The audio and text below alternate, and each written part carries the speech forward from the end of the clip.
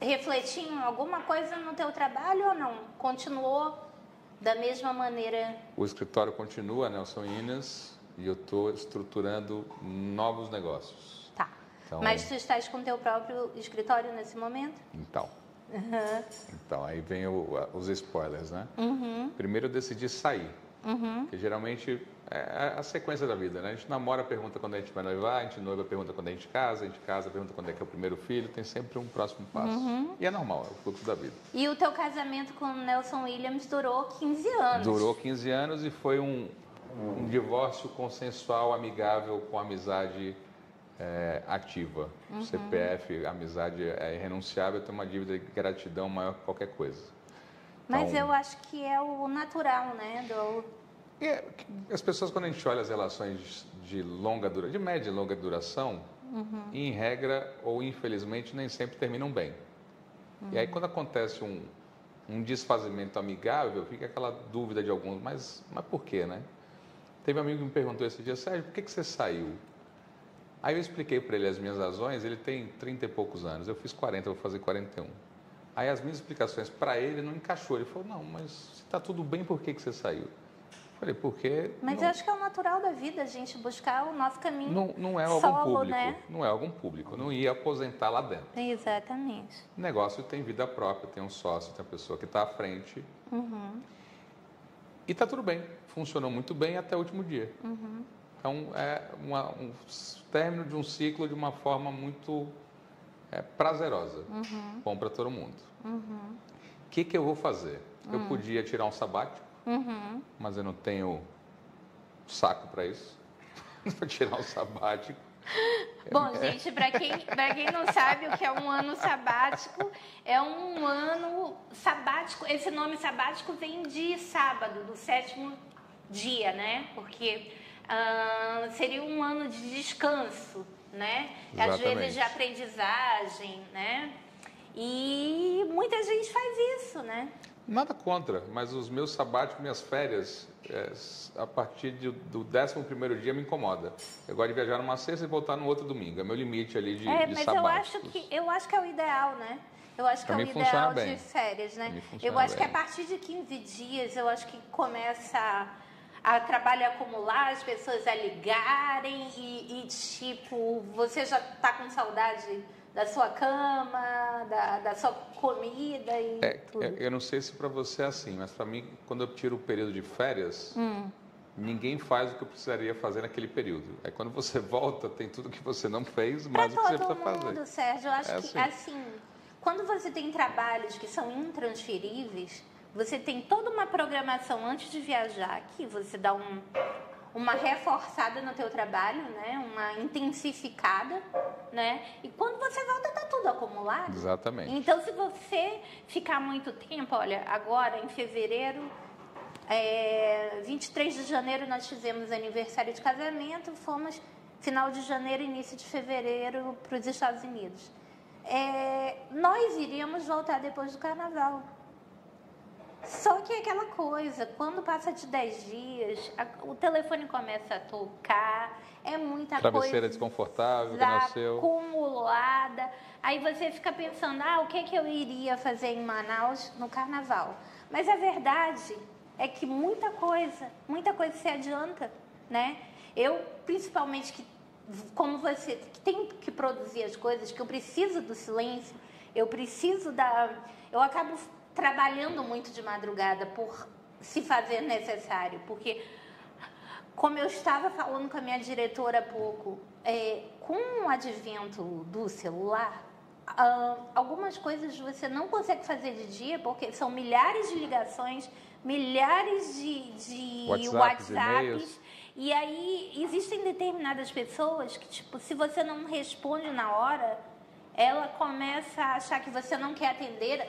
Acha que o WhatsApp é uma conversa em tempo real, ao vivo, né? Isso, e a outra coisa, se você está online respondendo outro cliente, aquele já não está. Então, assim, determinados trabalhos de concentração você precisa fazer quando ninguém está on. E não tem um momento melhor no Brasil para você fazer trabalhos de concentração do que carnaval, partida de futebol. Se for jogo do Brasil, melhor ainda. Exatamente. E final do Big Brother. Aí você trabalha Boa. tranquilo, né? Que ninguém te incomoda. Boa. Mas o ruim é quando você no dia seguinte te pergunta a respeito e você não sabe, porque você não assistiu a final do jogo, nem do Big Brother, nem a da final. Jogo de futebol, Big Brother, qual é a terceira? Desfile de carnaval, né? Mas, aí acontece os causos lá de famosos, a gente está por fora. Mas eu acho que para mim isso aí todo mundo já está bem ciente de que eu vou estar produzindo o que eu preciso nesse momento. Eu acho que com você também, né? Então, poderia tirar um sabático, não tenho paciência para isso. E aí, o que já tem decidido? Eu já estruturei a SV Consultoria, que no Instagram é @consultoriasv, então segue lá. Que é a parte do que a gente já vinha fazendo disso, que o próprio mercado vinha pedindo. Mentoria, palestra, curso, aula, que entra a parte educacional, ensino, enfim, que é com base nos 15 anos de Nelson Inas, mais o tempo que eu tenho de vida, de carreira. Tá? Então, esse ativo... Isso é seu. Isso é meu. E a consultoria de negócios, M&A, valuation, due diligence, estruturação de negócio, estruturação de escritório, processo, procedimentos, que é algo que eu aprendi na prática. Fiz M&A não, fiz MBA de gestão de negócios, teoria, e na prática eu validei muita coisa que funcionou e algumas que não funcionaram, então eu tenho licença acadêmica, moral e poética de falar a respeito. Acadêmica, moral e poética. Então aprendi a teoria, implementei na prática, então este assunto já está ativo. E aí tem alguns outros convites, que ainda vou decidir o que eu vou fazer, para que lado eu vou, que eu virei a moça mais bonita da festa durante um tempo aqui, nessa janela. Tem uma galera querendo dançar comigo. Eu sei como é isso. Tem uma galera querendo dançar comigo. Eu sei bastante como é isso. E aí a gente tem que aproveitar isso sem desmerecer, sem desrespeitar ninguém e sem achar também que isso é eterno, né? Não, isso é um momento... que acontece na tua vida, assim, no serviço público, toda vez que você sai de um cargo de chefia,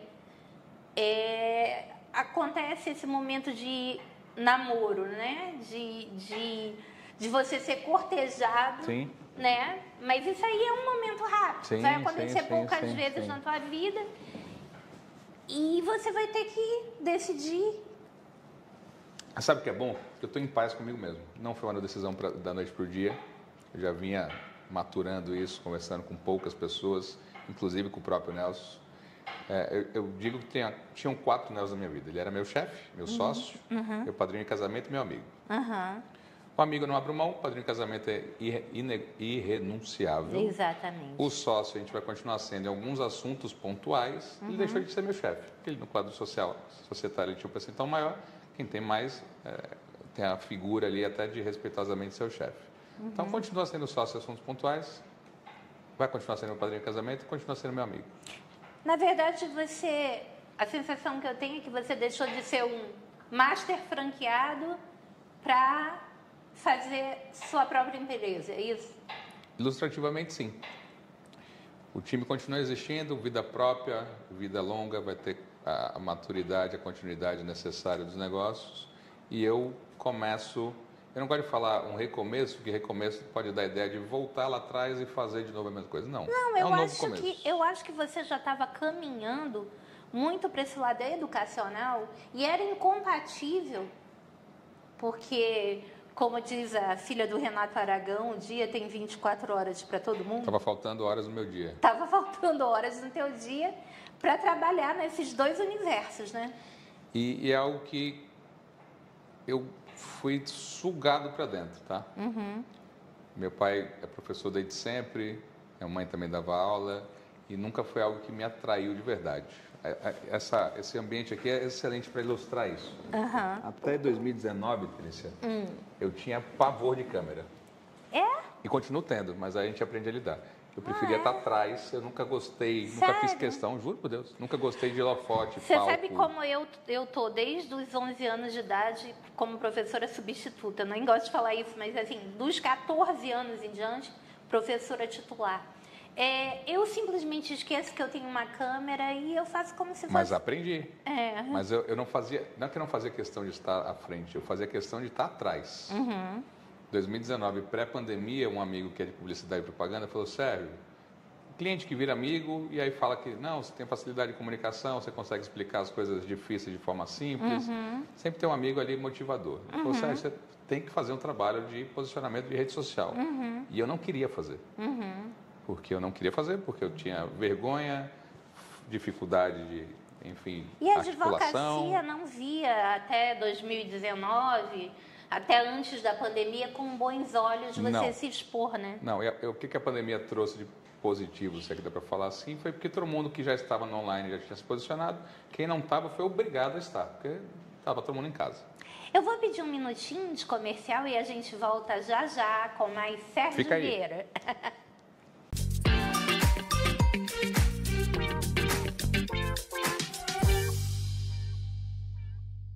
É o governo presente com o Amazonas diferente. Tem governo presente fazendo mais por nossa gente. Tem serviços de saúde e emissão de documentos. Tem oportunidade de renda e qualificação profissional. Tem crédito para o empreendedor e auxílio ao setor rural. É o governo presente com o Amazonas diferente. Tem governo presente fazendo mais por nossa gente. Governo presente, levando mais cidadania e diversos serviços para nossa gente. Governo do Amazonas, trabalho que transforma.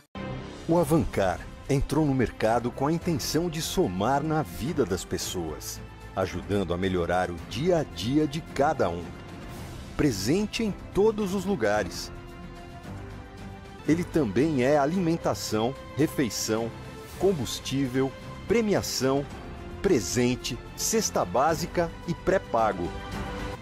Avancar. Ligue 3003-3939.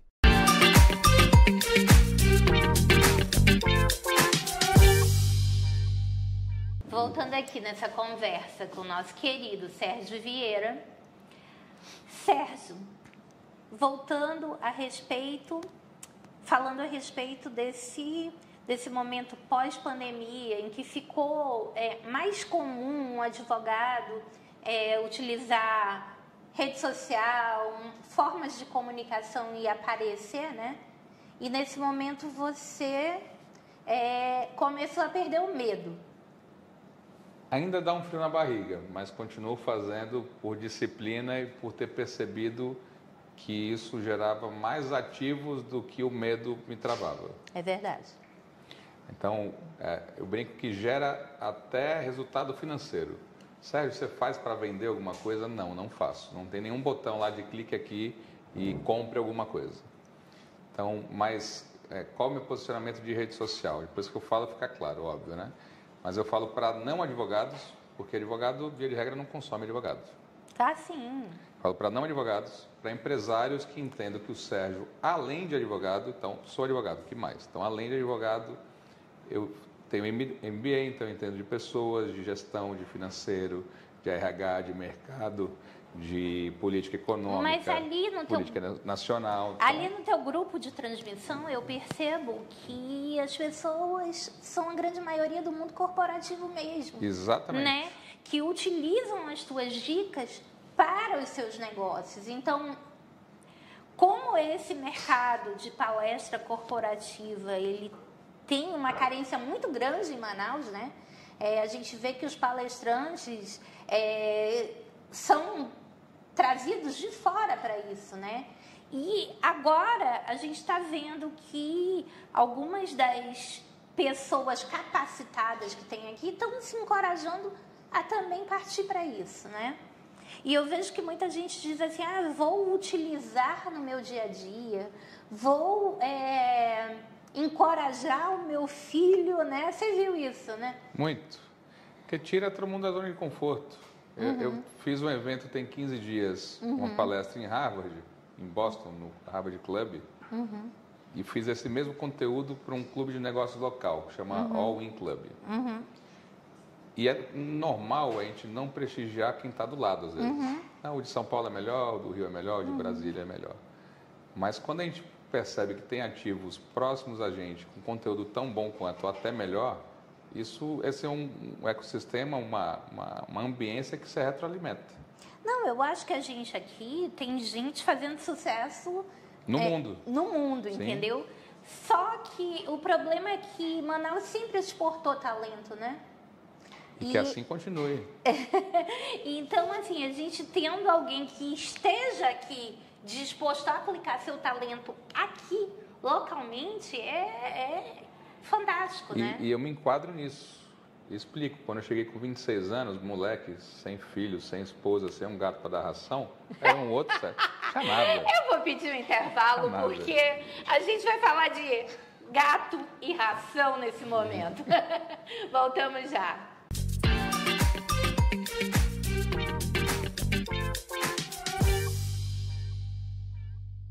É o governo presente com o Amazonas diferente. Tem governo presente fazendo mais por nossa gente. Tem serviços de saúde e emissão de documentos. Tem oportunidade de renda e qualificação profissional. Tem crédito para o empreendedor e auxílio ao setor rural.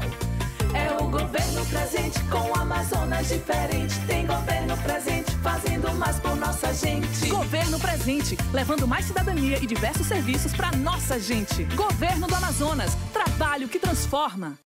O Avancar entrou no mercado com a intenção de somar na vida das pessoas, ajudando a melhorar o dia a dia de cada um. Presente em todos os lugares. Ele também é alimentação, refeição, combustível, premiação, presente, cesta básica e pré-pago. Avancar. Ligue 3003-3939.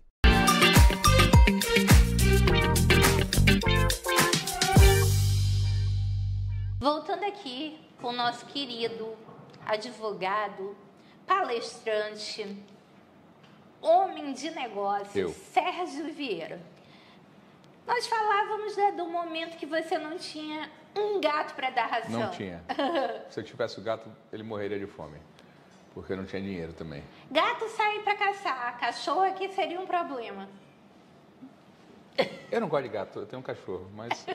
Cachorro não se alimentaria sozinho. E a minha cachorrinha, ela é atípica, ela tem medo de gato. Até a cachorra que a gente tem é diferente.